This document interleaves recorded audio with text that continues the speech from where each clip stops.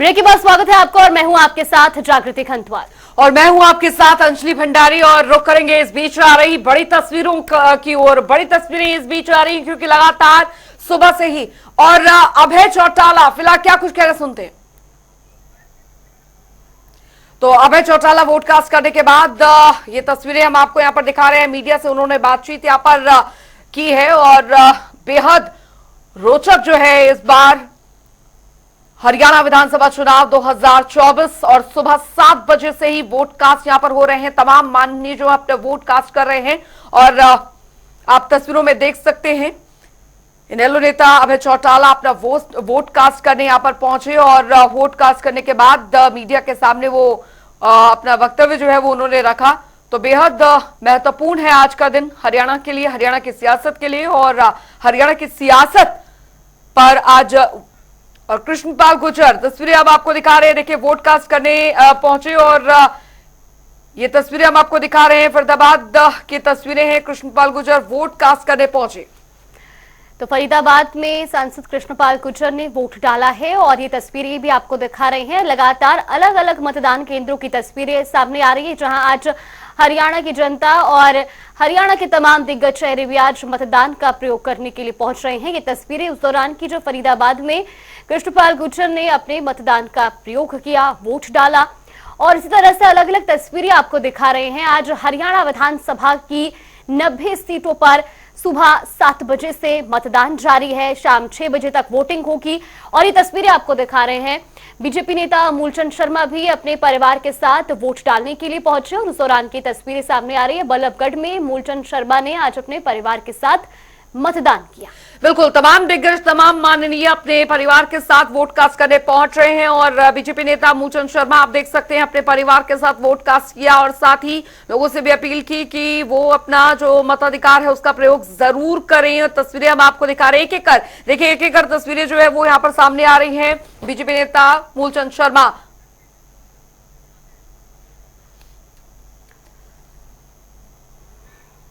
और चलिए इन तस्वीरों के बाद अब बारी आती है बड़ी खबर की। बड़ी जानकारी आ रही है वो आपको बता दें। नूंह से इस वक्त की बड़ी और अहम जानकारी आ रही है। बड़ी खबर नूंह से जहां पर पुराना में अलग अलग जगहों पर झड़प की खबरें आ रही हैं। झड़प की खबरें, जानकारी ख्वाजा कलां और गुलालता गांव में झड़प हुई है। तो ये बड़ी खबर इलेक्शन ब्रेकिंग, दोनों ही जगहों पर कांग्रेस और निर्दलीय समर्थकों में हाथापाई की घटना हुई है। तस्वीरें आपको दिखाएंगे लेकिन आपको बता दें कि पुलिस ने मौके पर पहुंचकर मोर्चा भी संभाल लिया है और ये तस्वीरें भी आपको दिखा रहे हैं नूंह की जहां पर झड़प हुई है। दरअसल निर्दलीय प्रत्याशी और कांग्रेस प्रत्याशी के समर्थकों के बीच में ये झड़प हुई। हालांकि मतदान केंद्रों पर पुलिस की मौजूदगी है और ऐसे में पुलिस ने ही इस मामले को सुलझाया है मौके पर पहुंचकर। ये फिलहाल तस्वीरें आपको दिखा रहे हैं। तस्वीरें सामने आई है। आज अलग अलग मतदान केंद्रों से तस्वीरें झड़प की भी सामने आई है और फिलहाल ये तस्वीरें नूंह की आपको दिखा रहे हैं जहां पर झड़प हुई और उसके बाद पुलिस ने मौके पर पहुंचकर मोर्चा संभाला। बिल्कुल ये तस्वीरें हम आपको दिखा रहे हैं। नूंह की तस्वीरें देखिए, ये पोलिंग बूथ स्टेशन की नहीं है, ये बाहर की तस्वीरें हम आपको दिखा रहे हैं। बताया जा रहा है कांग्रेस और निर्दलीय प्रत्याशियों के समर्थकों के बीच में आप देखिए किस तरीके से पत्थर जो है एक दूसरे पर बरसाए गए हैं और ये नूंह की तस्वीरें हम आपको दिखा रहे हैं। पुराना में अलग अलग जगहों पर झड़प की खबरें आ रही है। फिलहाल पुलिस प्रशासन पूरी तरीके से अलर्ट है लेकिन ये तस्वीरें हम आपको जरूर दिखाते चल रहे हैं। पुराना में अलग अलग जगहों पर ये तस्वीरें जो है वो सामने आई है। बताया जा रहा है कि कांग्रेस और निर्दलीय प्रत्याशी के समर्थकों में ये पत्थरबाजियां जो है वो यहां पर चली है। किसी के हताहत होने की अभी कोई ऐसी जानकारी तो नहीं आई है लेकिन अब ये जानकारी जरूर मिल रही है। चुनावी माहौल के बीच ये तस्वीरें झड़प की वो पुराना में अलग अलग 2 जगहों पर सामने आई जरूर है। ये तस्वीरें आ रही है लेकिन अभी फिलहाल कई जगहों पर शांतिपूर्ण मतदान यहां पर हो रहा है। कई सुबह से कई जगह से खबरें ये भी आ रही हैं कि जो ईवीएम मशीन वो प्रभावित हुई थी लेकिन उसके बाद व्यवस्था जो है वो ठीक कर दी गई। लेकिन ये नूंह की तस्वीरें आपको दिखा रहे पुराना में अलग अलग जगहों पर पत्थरबाजी समर्थकों के बीच, हालांकि पोलिंग स्टेशन से बाहर है लेकिन ये तस्वीरें जरूर आ रही है। चुनावी माहौल, वोटिंग आज हो रही है सुबह 6 बजे से लेकिन इस बीच ये तस्वीरें नूंह की सामने आ रही हैं।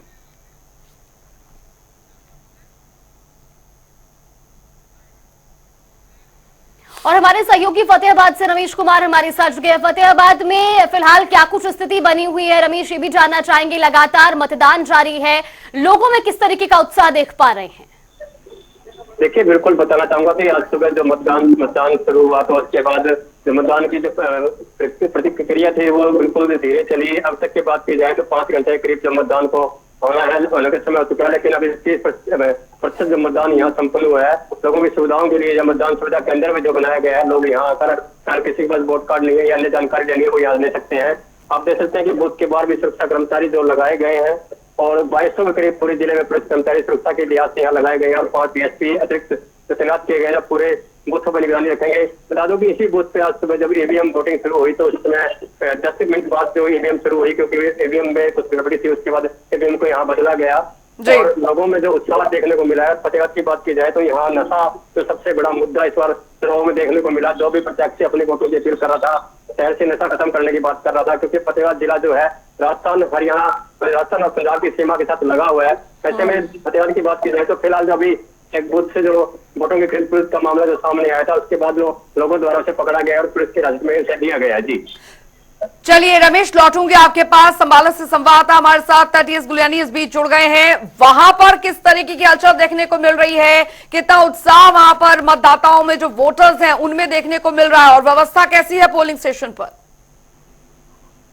जी देखिए, अगर हम बात व्यवस्था की करें तो यहाँ पर जो है प्रशासन द्वारा पूरी तरह से जो है मतदान करवाने के लिए पूरी तरह से व्यवस्थाएं की गई हैं। यहाँ पर किसी तरह की भी कोई खामी नजर नहीं आ रही प्रशासन की तरफ से। इतना ही नहीं, यहाँ पर जो मतदाताओं में उत्साह है, सुबह 7 बजे से ही काफी लाइनों में लगकर जो है मतदाता वोट डालने के लिए निकले थे आज, और लगातार जो है ये तस्वीरें दिखाई दे रही हैं कि मतदाता काफी उत्साह के साथ यहाँ मतदान कर रहे हैं।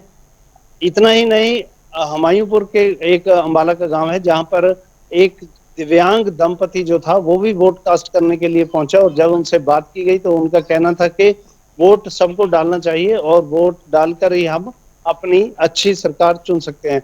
तो लगातार जो लोगों में उत्साह है वो काफी है अब की बार इस चुनाव को लेकर। तो लोग लगातार जो है अपना मतदान करने के लिए यहाँ पर पहुंच रहे हैं। महिलाओं की तादाद भी काफी यहाँ बड़ी दिखाई दे रही है मतदान करने के लिए। तो लगातार जो है शांति बनी हुई है अंबाला में, कहीं अभी तक किसी प्रकार की झड़प की कोई सूचना नहीं है। और इसके अलावा 12:30 बजे तक जो अपडेट आया है उसमें 32.6% जो है मतदान हो चुका है और बाकी अभी लगातार चल रहा है। जी बिल्कुल रमेश, आपसे भी जानना चाहेंगे, खास तौर पर अगर बात की जाए मतदान केंद्रों की तो किस तरीके की व्यवस्थाएं की गई हैं प्रशासन की ओर से, और क्या फतेहाबाद में भी किसी तरह की झड़प की कोई खबर सामने आई है या शांतिपूर्ण तरीके से मतदान जारी है? पूरी सुविधाएं दी गई है। मैं दिखाना चाहूंगा कि बुजुर्ग लोगों के लिए जो व्यवस्था यहाँ की गई है, कुर्सियां जो लगाई गई हैं ताकि मतदान में जो बुजुर्ग लोग हैं अपने मतदान करने आए तो किसी प्रकार की दिक्कत ना हो। मतदान सुविधा केंद्र भी जो यहाँ बनाया गया है। पुलिस सुरक्षा आदि की बात की जाए तो पूरी पुलिस सुरक्षा यहाँ लगाई गई है। वहाँ जिला प्रशासन लगातार जो शहर के वोटर हैं उनसे अपील कर रहा है कि जो लोग हैं घरों से निकले और अधिक से अधिक मतदान करें। अब तक अगर मतदान की बात की जाए तो करीब 5 घंटे के करीब समय हो चुका है, लेकिन मतदान जो अब तक जो धीमी गति से चल रहा है और 30% के करीब जो मतदान यहाँ हुआ है।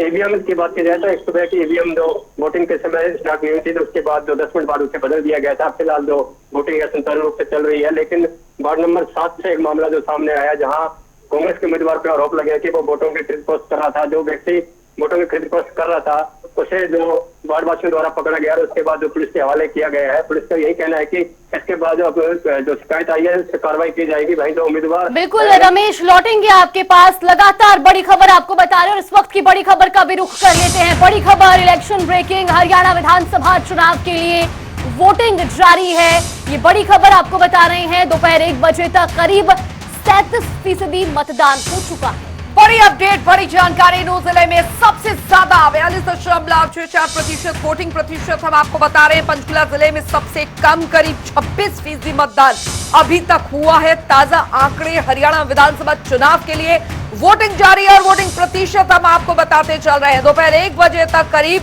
37% मतदान हुआ है। दोपहर 1 बजे तक का यह आंकड़ा नूह में सबसे ज्यादा 42.64% मतदान हुआ है और सबसे कम पंचकुला में 26%।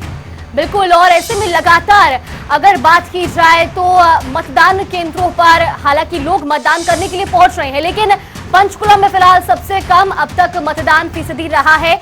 और वहीं नूंह जिले में लोगों में खास उत्साह देखा जा रहा है। नूंह जिले में सबसे ज्यादा 42.64% मतदान हुआ है और पंचकुला में अब तक सिर्फ 26% मतदान हुआ है।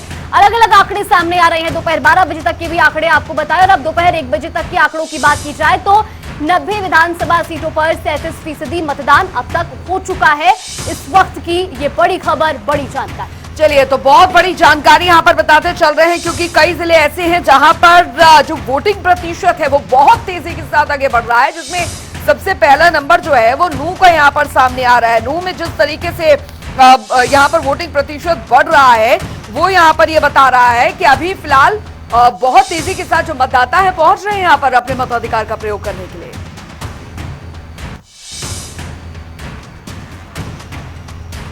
और रमेश कुमार संवाददाता हमारे साथ लगातार बने हुए हैं। रमेश, क्योंकि वोटिंग प्रतिशत अभी देखिए आ चुका है सामने, अगर फतेहाबाद की यहाँ पर बात की जाए वोटिंग प्रतिशत क्या बना हुआ है, क्योंकि आप जैसे बता रहे हैं कि मतदाता पहुंच रहे हैं वहां पर, तमाम मुद्दे उनके जहन में है, लेकिन वोटिंग प्रतिशत जो है जिस तेजी के साथ आगे बढ़ रहा है ये साफ दर्शा रहा है मतदाताओं के उत्साह को। देखिए, बिल्कुल बताना चाहूंगा, जब सुबह मतदान शुरू हुआ तो उसकी गति धीमी थी, लेकिन जिस प्रकार से समय निकलता रहा तो मतदाताओं की संख्या बढ़ती रही। आप देख सकते हैं कि बूथ पे मतदाता जो वोट डालने के लिए लगे हुए हैं और अब तक की बात की जाए तो मतदान जो है 30% तक पहुंच चुका है और लोग जो कई मुद्दों को लेकर इस पर मतदान कर रहे हैं और देखना होगा कि किस प्रकार की सरकार मतदाता इस पर चुनेंगे।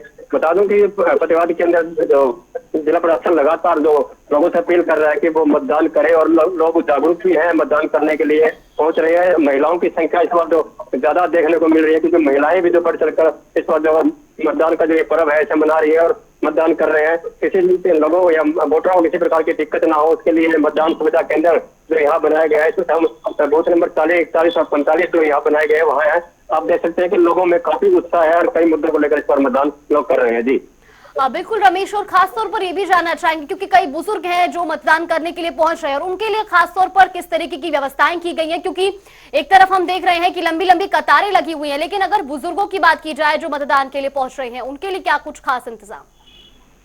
देखिए, बिल्कुल जो जहाँ जब उस पे खड़े हैं वहाँ बुजुर्गों के लिए जो कुर्सियां जो लगाई गई हैं, जो मतदान करने के लिए जो लोग पहुंच रहे हैं ताकि इन्हें किसी तरह का दिक्कत ना हो। जो लोगों को व्हील चेयर की जरूरत पड़ रही है उन्हें व्हील चेयर भी यहाँ दी जा रही है और पानी की व्यवस्था यहाँ पूरी की गई है।